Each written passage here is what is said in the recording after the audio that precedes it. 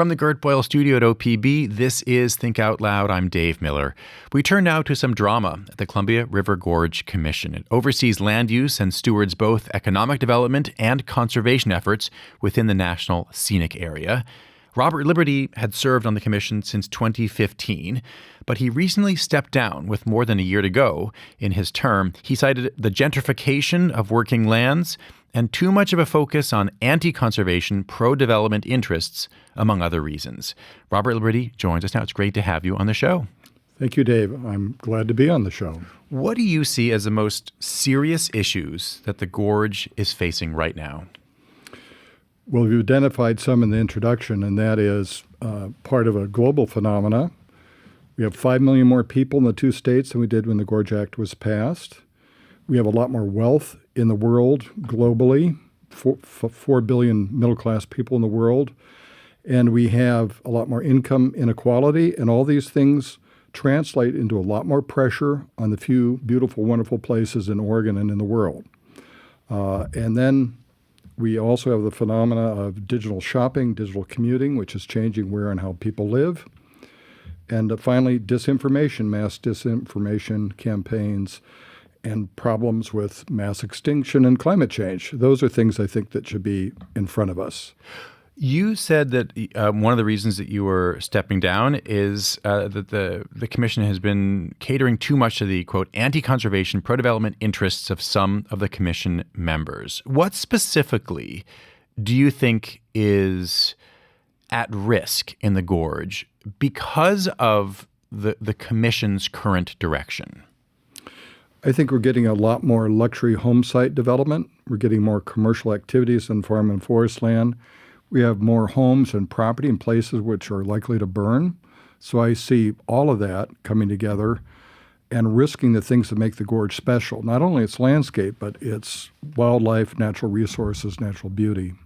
What's an example of the kind of decision that you fear the commission is going to make that is making the kind of, say, for example, rural gentrification you've talked about more likely? So we just understand the specifics of your critique. Yeah. Well, here's a good example. So one of the reasons I'm off the commission, I'm able to talk to you about these issues, whereas tomorrow there's a committee meeting, the Economic Vitality Committee. And what are they discussing? Allowing accessory dwelling units to be built in farm and forest lands in the Gorge. And accessory dwelling units, it's actually something I've worked on for over 20 years. I'm consulting on it actually later today. It's great for providing housing in urban areas.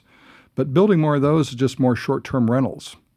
And the people who can build ADUs are people who have access to $250,000 or $300,000 to invest in something like that. That's not the average person.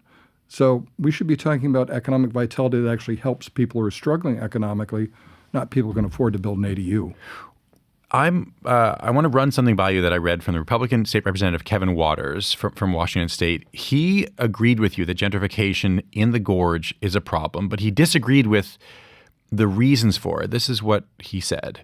Current scenic area policies make it far easier for wealthy individuals to build than working families or generational residents. Those with significant financial resources can wait years and spend hundreds of thousands of dollars navigating planning and engineering requirements. Most local residents cannot.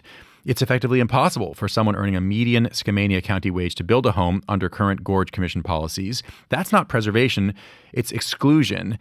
He continued, the same contradiction applies to agriculture. While Mr. Liberty has expressed concern about the loss of working farms, policies advanced under his leadership make it more difficult for farmers to operate sustainably.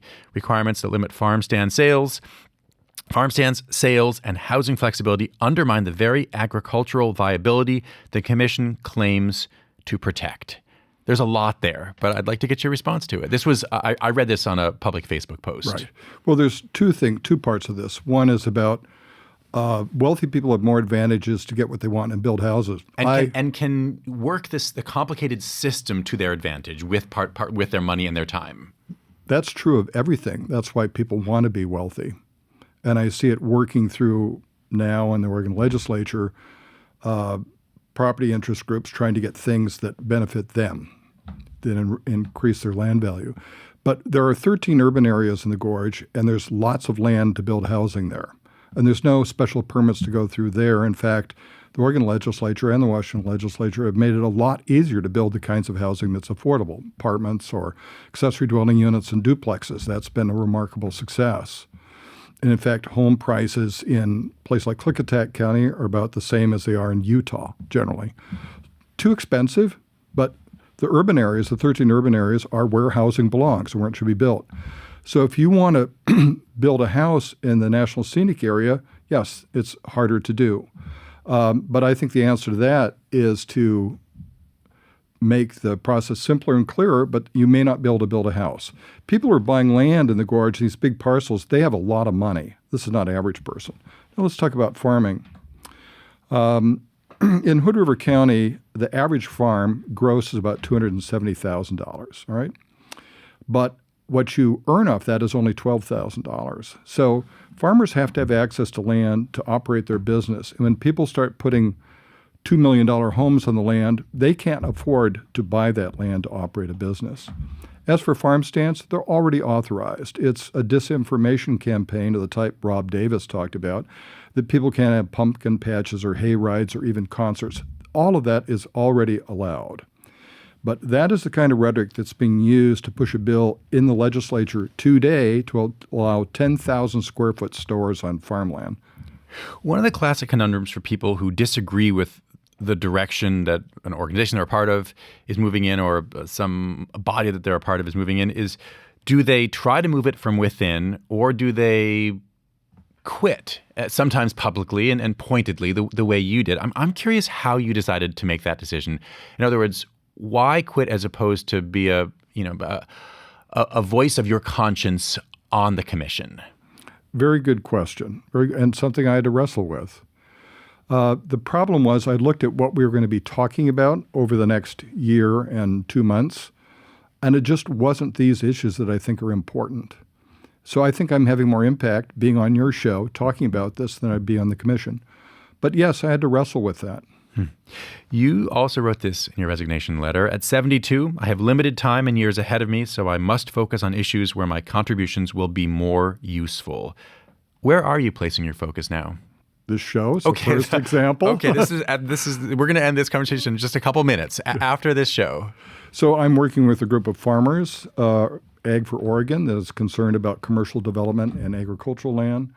I'm representing some vintners who are concerned about urban growth boundary expansions.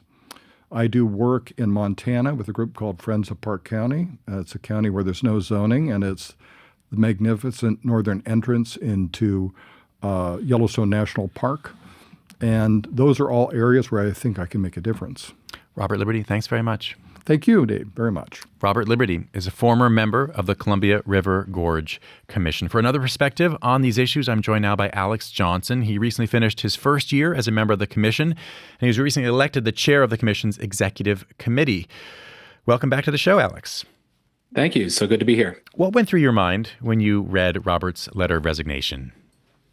Yeah, it was a surprise. I don't think it was a massive shock, I guess, just because there was a fair bit of friction, not only including Robert, but just, there was a lot of friction between commissioners and a lot of eyeballs and frustration, I would say, last year, certainly around some of the management plan amendments that we were considering in response to the Rowena and Burdoin fires. So anytime, public meetings are charged, I think you're aware that somebody may come to the end of their rope. But yeah, it was a surprise, and I think we're going to have a hard time replacing the deep expertise that Robert has brought to the commission. What's your take on one of the specific charges that he was levying, that the commission overall is too development friendly right now? Yeah, some of his concerns I certainly agree with. I don't fully agree with some of his diagnoses. I think there's plenty of differing, opinions and backgrounds among the commissioners of the Columbia River Gorge, but none of them strike me as anti-conservation or pro-development.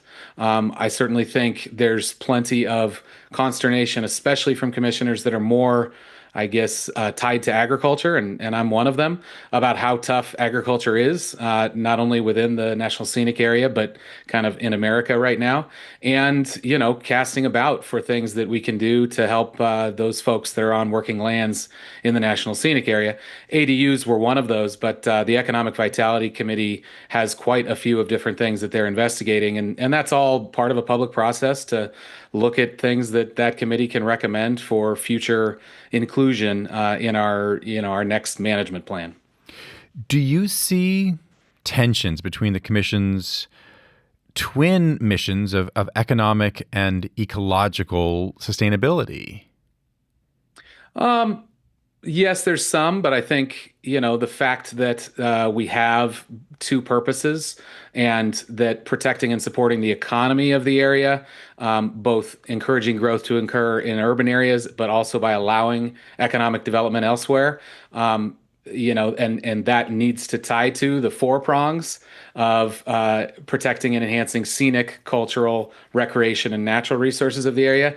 Honestly, I really like it. It's part of what I'm excited about being on the commission, is that we are not only allowed to, but we are we are asked to by the by Congress to look at all of those things. And I certainly, with something as nationally, internationally unique as the Columbia River Gorge, I think we can grow the local economy and make it more resilient while also protecting and enhancing scenic, cultural, recreational, and natural resources. And, I think that's a really innovative way to do it. And certainly working across state and county boundaries is a great way to do that as well.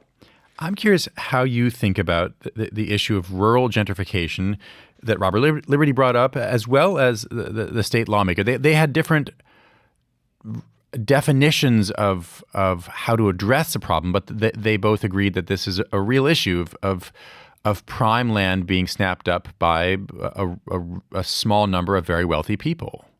Yeah, it's a real issue. I mean, no doubt about it. And again, I think the diagnoses is where good faith actors can disagree. Certainly, farmland. I'm on a farm here in Hood River County, and the stated value has gone really crazy just in the last 5 years. So yeah, it's a big issue. It's pressure, and American farmers are under a lot of pressure outside of land value. So there's no easy answer. I think that my vision, and certainly plenty of commissioners seem on board with this. We're all looking to build a Columbia River Gorge Commission that is a little bit more muscular and kind of works beyond, doesn't step away from, but works beyond what people know us as, which is really the scenic part, and get more into natural resource management, economic vitality, have actual programs and staff that are committed to those other things. So, I think funding would really help. And I think that's, outside of Commissioner Liberty's resignation, there's more drama this year. We actually, just a week ago, were alerted there may be another budget cut coming from the Washington State Legislature. Last year, as your viewers may have heard, we had a 27% reduction from Washington. And then this year, just last week, we heard that the state of Washington in the House bill was cutting the Climate Commitment Act funding, which is only $69,000. So not very much for the state of Washington, but would really kill a lot of the programs we have that reach out to rural areas and that are trying to, both collect data on resiliency, natural resources, agriculture, forestry, but then also, establish ourselves as a coordinating body and ideally a funding body in the future for improving, rural resiliency. Alex Johnson, thanks very much. Thank you. Alex Johnson is a member of the Columbia River Gorge Commission and the chair of the Commission's Executive Committee.